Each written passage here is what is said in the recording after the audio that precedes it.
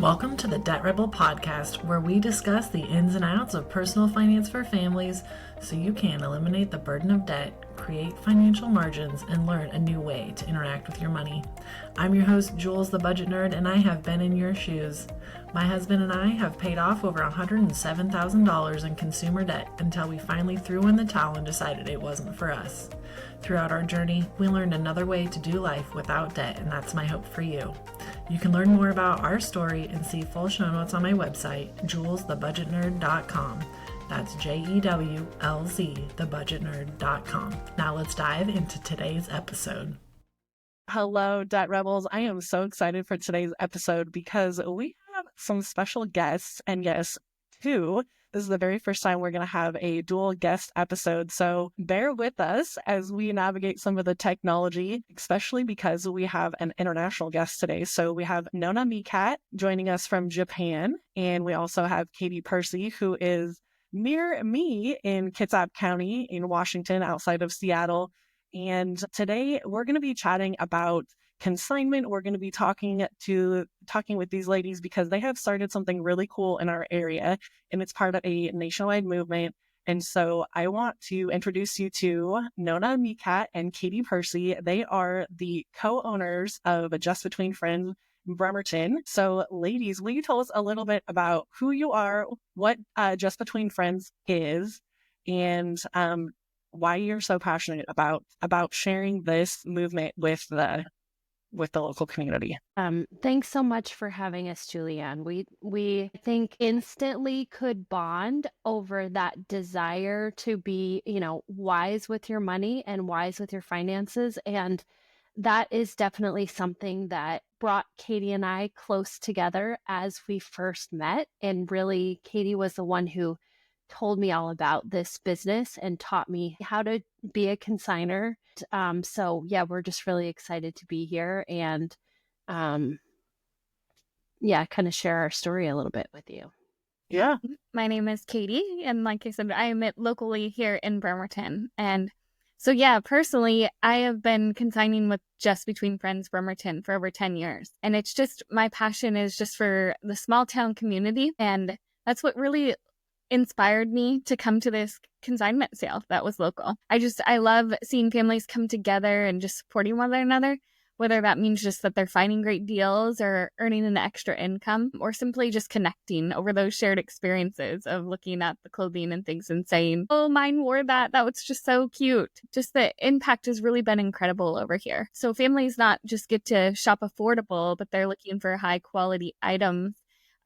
They also have the opportunity to sell what they no longer need and putting money back into their pocket. I feel like it really fosters a sense of community where parents are helping parents and reducing the waste by keeping items like in circulation rather than landfills, right?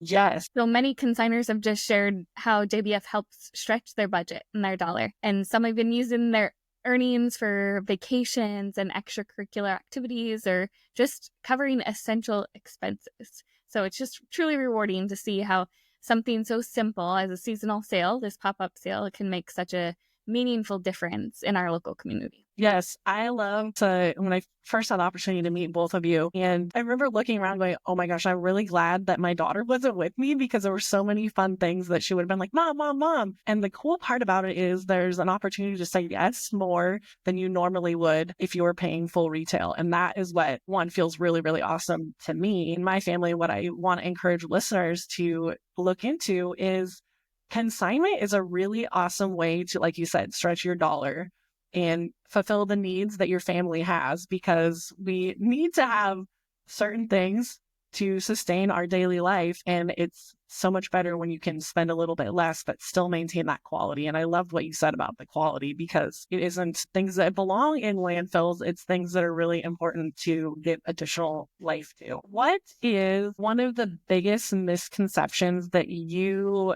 have seen when it comes to like consignment, and purchasing secondhand or thrift items? What's one of the biggest misconceptions that you have experienced? I think there's three main misconceptions about secondhand. First, I feel like is that it's poor quality items. And I think, For some people, that can be a hurdle to get over. Another one that I think is big is that it always feels better to have brand new things. I think all of us can relate to that, right? So sometimes that feeling of like, oh, I'm not getting this brand new crisp thing that is just for me, that can feel really good. And also, I think often people might feel that it's not worth the effort to go to, several stores hunting for those 3 things that you need, right? I think that can sometimes be a hurdle. So one way that we really try to stand out and make our event different is, in particular, relating to the poor quality items, is we don't take everything that everyone brings through our door. So our clothing and the items in our sale go through an inspection process. So that's a big part of it, is we're not selling things with stains and rips in the knees for pants and things like that. We also are watching for recalls. So we have dedicated recall specialist who's watching for things to make sure that they are safe, so parents know that what they're buying isn't a recalled item, right? So that's another factor. The other thing, as far as I can't change, we can't move the needle really on that it always feels good to get new things. It will probably always feel great to get new things. However, I think what feels even better than getting new things is getting 6 outfits for $30 instead of just one, right? So I think a lot of it on that is just shifting your perspective and saying, hey, this is a perfectly great outfit. It's not stained. It doesn't have holes on it. It's still just as cute when I take my kid's picture in it, but I have 5 other options over here and I spent the same amount of money, right? So that perspective shift is a really valuable, I think, key thing to getting past the misconceptions of secondhand. And then also not worth the effort. I think one of the ways that JBF stands out is that these are massive resale events just geared towards children. So, our venue is nearly 40,000 square feet and it is packed with kids stuff, right? So you're going to one place twice a year and you're going to find pretty much everything that you need, right? Yeah, there might be some very specific items that, maybe you'll find and maybe you won't, but for the most part, it's a one-stop shop. And that is why, parents are coming in and filling a shopping cart for, a very small amount of money because everything they need is right there. You're not going to the clothing store and then to the store to get, baby gear or to get a stroller, so. Yeah. So, and it's also saving mental energy because you have a list and you can go in there and say, hey, these are the things I'm looking for. And the cool thing is, you don't have to put the furniture together. Like, oh my gosh, I just got done putting together some new furniture. And I'm like, oh, this is just an energy suck in itself. Like, so that's one of the things too, is that it's not just clothing either.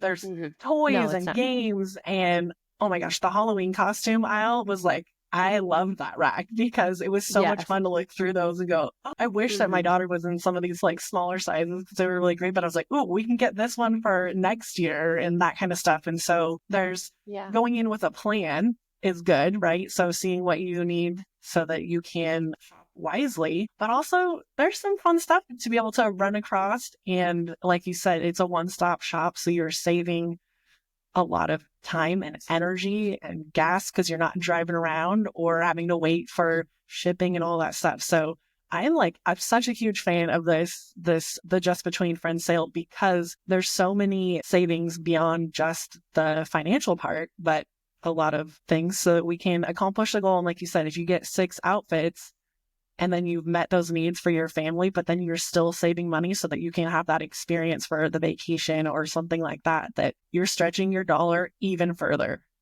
Absolutely. Yeah. And I mean, so much of us have, I think if you make a list of everything that you want and or need for your children, right? If you were to sit down and do that, there might be 1 or 2 things that you're like, I really want that specific item. But for so many things, there's a lot of options that can fill the gaps. And if you can stretch your dollar and get all the other things that you really need for a reasonable price, then maybe you can spring for that amazing stroller that's like your dream stroller that you want brand new, or fill in the blank. It's like Right. there's you can live on so much less if you're just wise with your money in that way. Yeah, that's a really good point. Okay, so if we are talking about ways that so we kind of talked on the buying side, so ways that we can save money that way. So how about if we were interested in the consigner part or something? I know that you said you have specialists that go through and kind of qualify things before they come in, but if someone's interested in being a consigner, how can they set themselves up for that experience so that it's even more seamless? Yeah, that's a great question. So, really, whether you're shopping or selling with JBF, just a little preparation can go a long way for making the most in your sale. Here in Kitsap County, we do have new consignor classes just to feel in person what that looks like, seeing how to bundle things and that. And that's just really fun. That's another way for us to have that connection and meeting these families in person. So I highly recommend just starting early, right? Gathering items all around the house and tagging them gradually as you go instead of being overwhelmed last minute, like maybe myself. So starting that way is just a really good idea. You would be surprised going around your house, looking in the attic, looking in the garage. This sale that we're coming up to in the spring, people are really looking for those outdoor toys and things like that, the water tables and play structures that are outside. That's something that they're really looking for in this sale. Going over to grandma's house, right? She has a whole list of stuff also that maybe you didn't think about. Maybe she's helping out. I know they have the bassinets and those pack and plays and those things. So that's just another way to help grandma. You can put that stuff in the sale and then give her those finances to maybe help have backup clothes or maybe a new sleeping bag for grandma's house. And that's just really exciting. I would just say highly price to sell. Remember that shoppers come to JBF for great deals and pricing competitively. We are 50 to 90% off retail, and that just helps your items sell faster. I always like to say, what would you want to pay for that? And what would make you go home and say, gosh, that was such a great deal, and I can't wait to share that with my family and friends. Mm-hmm. We have tagging guidelines, well-hung clothes and clean toys with working batteries and neatly organized items just attract our buyers really well. And then we do have a discount option. So marking your items 50% off just really increases your earnings. And then I highly recommend just working at our sale. It's a great option to see how everything's tagged, to meet great friends over time. I think that's one of our favorite things is it's like a reunion coming back every 6 months and seeing the children, how much they've grown, or maybe a new baby has entered their life. So that is just an exciting thing for us. So that's part of selling. That's awesome. And start you with bring the up big a really items.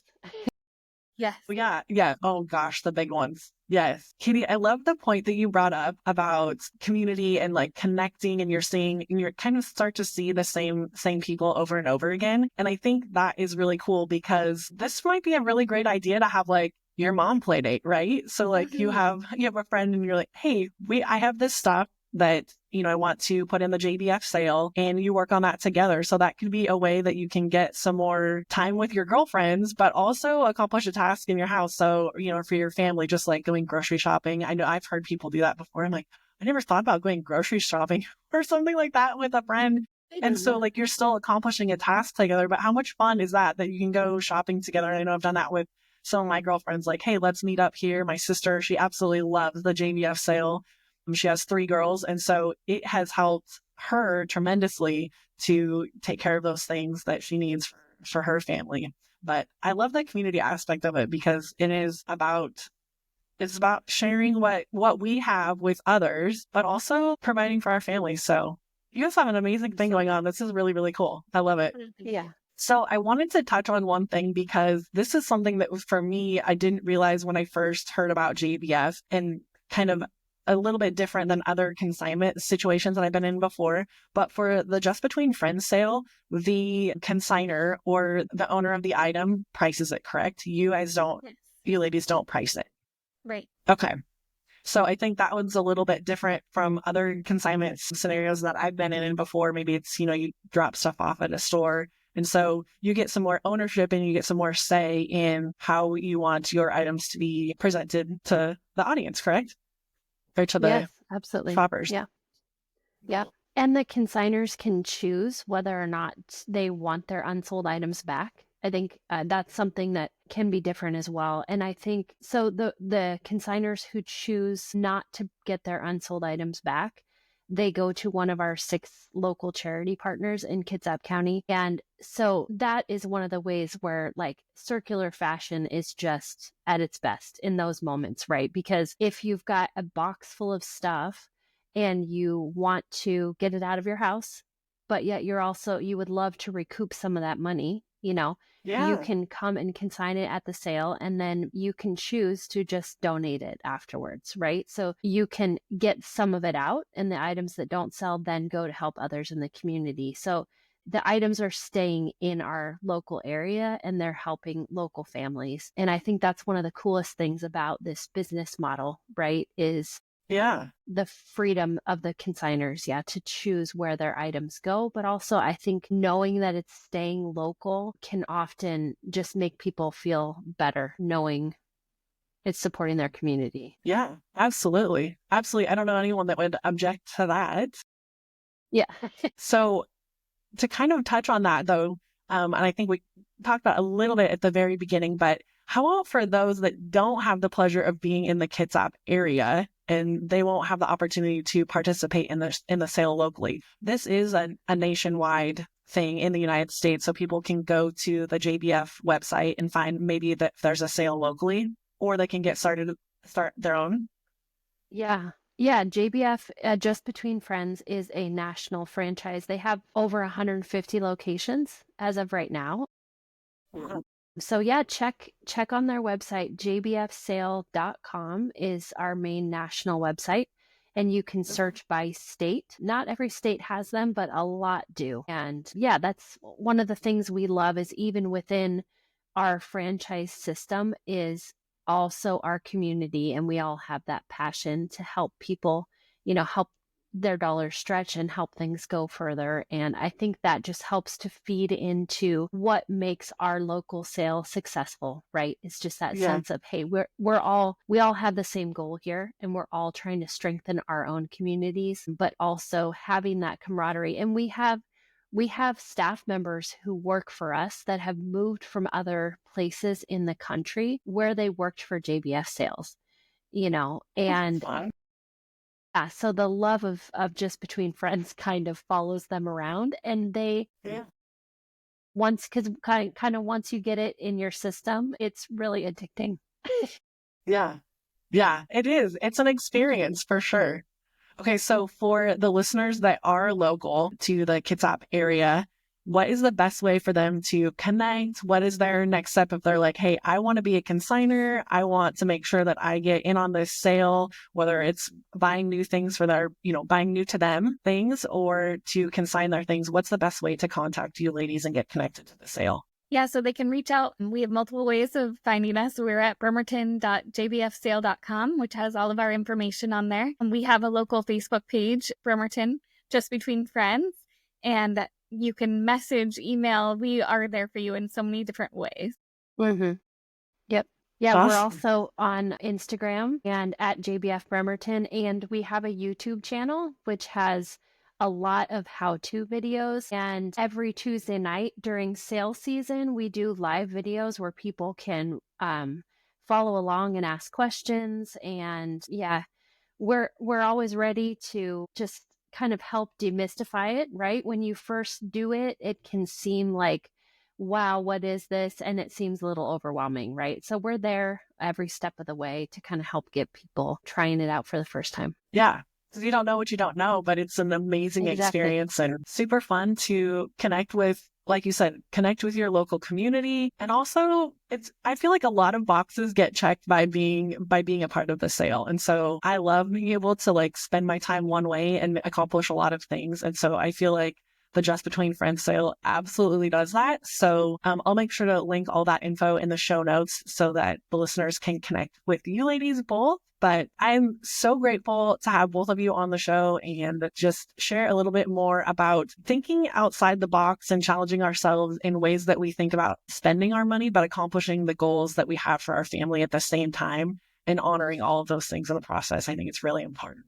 So I really appreciate you both being on the show. Thank you for having us. Absolutely. And it was so much fun. Before we sign off, I really like to end the guest episodes with a dad joke. And so I feel like today is extra special because we get bonus dad jokes. So Katie or Nonna, who wants to go first with your dad joke? I think Katie should go first. Hers is like the ultimate dad joke.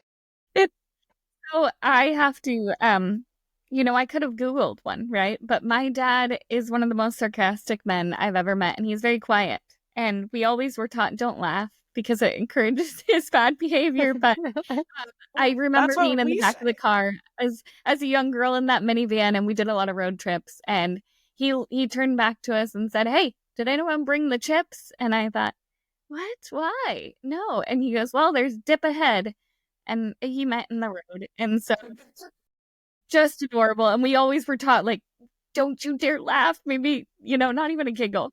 Just adorable. He's such a sweet man. So that's funny. Yeah. I like that. Nobody wants to encourage dad jokes, but I think we all secretly love them. I think that's why our guest episodes are the most popular ones. Everyone's just looking for the dad joke at the end. Yes. Yeah. Okay, mine is Japanese in honor of I'm just traveling temporarily with my family. I don't actually live in Japan, but what did the wasabi say to the bee? Oh no, I said the joke wrong. This is so cute. That is a mom joke. Okay. My face hurts. Yeah. So brief little story about my failure on my dad joke there. And then I'll tell you the actual joke. Is that my husband jokes that moms are not allowed to tell dad jokes because they always mess them up. And then they're not dad jokes anymore. They're mom jokes.